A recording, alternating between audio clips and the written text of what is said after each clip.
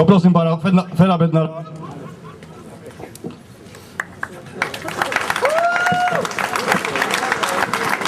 Ďakujem.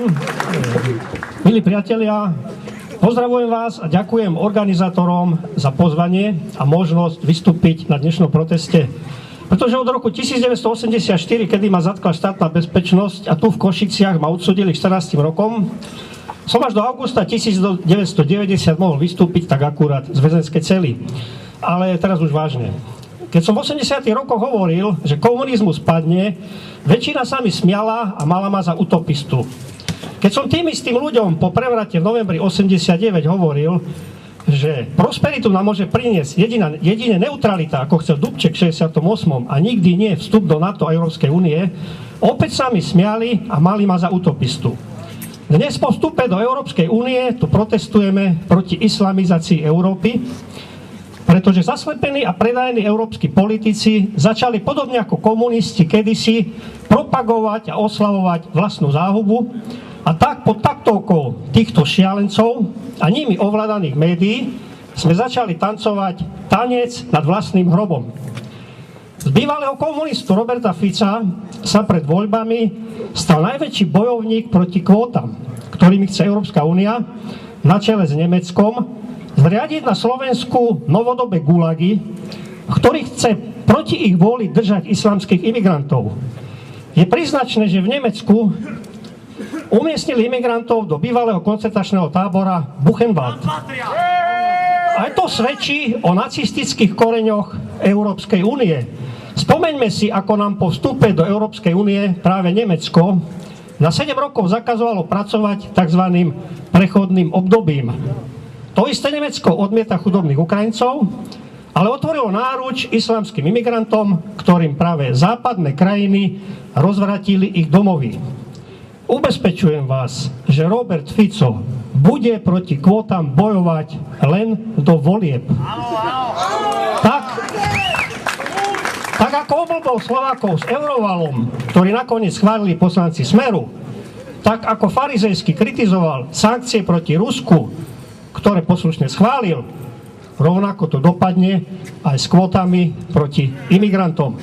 Ako vždy národ po voľbách vždycky zabudne. Nechcem však hovoriť len o imigrantoch, pretože Slovensku hrozí ešte väčšie nebezpečenstvo. A to je ekonomická likvidácia. Ako sa to už spomínalo, pod zámienkou imigračnej krízy sa potichy pripravuje obchodná zmluva medzi USA a Európskou úniou s názvom TTIP. Aj vyvolanie občianskej vojny na Ukrajine je súčasťou tohto diabolského plánu, ako pripraviť Slovensko o výhody z dovozu surovín z Ruskej federácie a naopak dosiahnuť, aby sme sa stali totálne energeticky závislou kolóniou Európskej únie. Robert Fico to veľmi dobre vie, pretože už začal nariekať nad zradou Európskej únie, stratou z tranzitu plynu po vybudovaní plynovodu Nord Stream 2, ktorý obíde Slovensko. A Robert Fico rovnako dobre vie, že postupne končí svetová nadvláda nad ekonomikou USA a petrodoláru. Ak Rusko s Putinom ustojí umelo znížené ceny ropy, v spojenectve s novou ekonomickou veľmocou, ktorá sa stáva Čína, ako najväčší držiteľ amerických dlhopisov, ktorý sa začína postupne zbavovať, pre Slovensko ako súčasť Európskej únie nastanú veľmi ťažké časy. Súčasný finančný systém, kde hlavnou rezervnou menou je americký dolár, je neudržateľný. Ako viete, od nového roku sa jednou z rezervných mien stáva čínsky juan. A Slovensko na túto zmenu nie je vôbec pripravené. Opýtajte sa Fica, či má plán B pre prípad pádu eura a dolára. A čo bude, keď Európska centrálna banka prestane tlačiť nekryté peniaze, ktoré až do novembra 2016 počte 60 miliárd pustia do obehu. Paradoxne Hitler chcel kedysi zničiť Veľkú Britániu tlačením falošných peňazí. Dnes to oni robia legálne. Ak chceme zachrániť Slovensko, jediným riešením je neutralita a vystúpenie z NATO a Európskej únie. Kým je ešte čas. Ak to neurobíme, následky pre Slovensko budú zničujúce.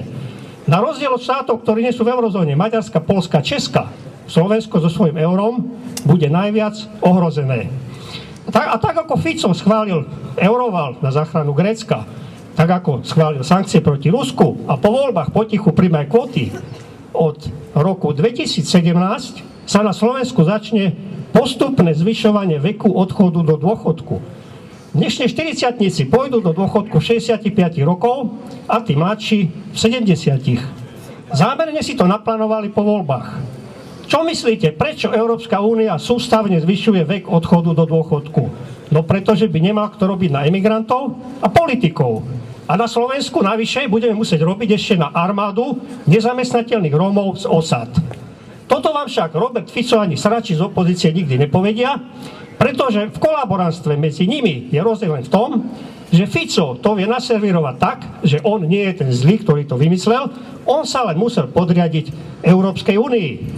Milí priatelia, ak chcete pracovať do 70 rokov alebo až do smrti na islamských imigrantov alebo Rómov, voľte Fica alebo súčasnú opozíciu.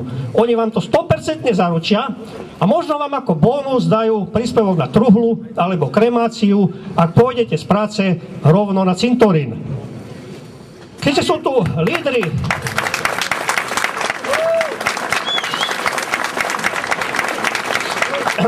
lídri mimoparlamentných strán, som presvedčený a verím, jasné, že vo svojom volebnom programe budú mať zákaz zvyšovania veku odchodu do dôchodku. Kladiem si otázku, existuje riešenie, ako sa dostať z tejto mizerie? Existuje, na to však treba odvahu a hlavne zjednotiť sa.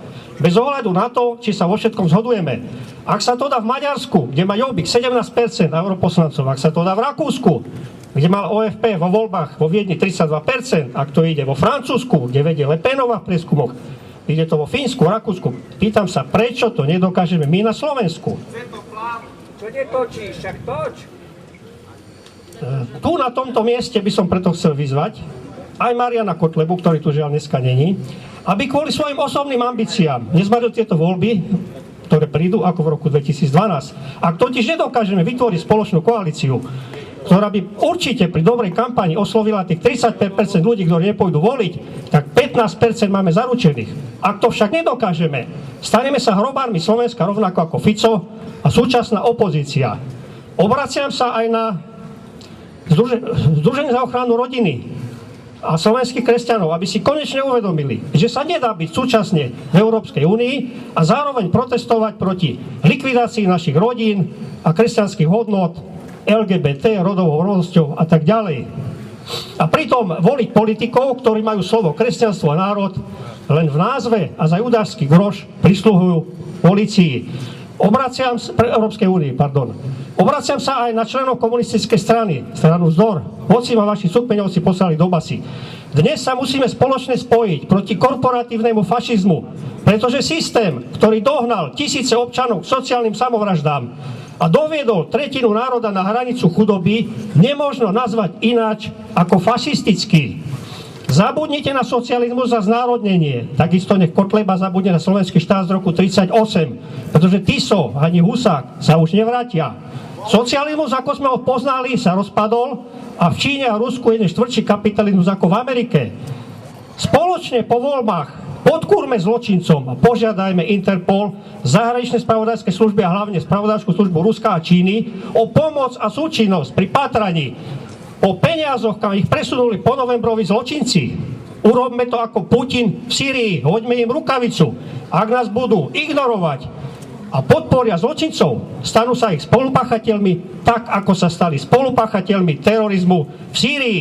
A potom budeme mať plné morálne právo označiť ich za zločincov, ktorí pomáhajú našim zločincom prepierať špinavé peniaze a následne iniciovať referendum za vystúpenie z NATO, Európskej únie a stať sa neutrálnym štátom ako Švajčiarsko. Obraciam sa na príslušníkov polície a armády, ktorí musia plniť príkazy svojich nadriadených.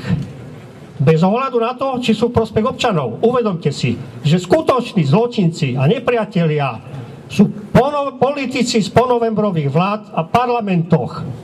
Prestaňte namiesto občanov chrániť gorily a finančných oligarchov, ktorí sa skrývajú vo svojich luxusných pevnostiach.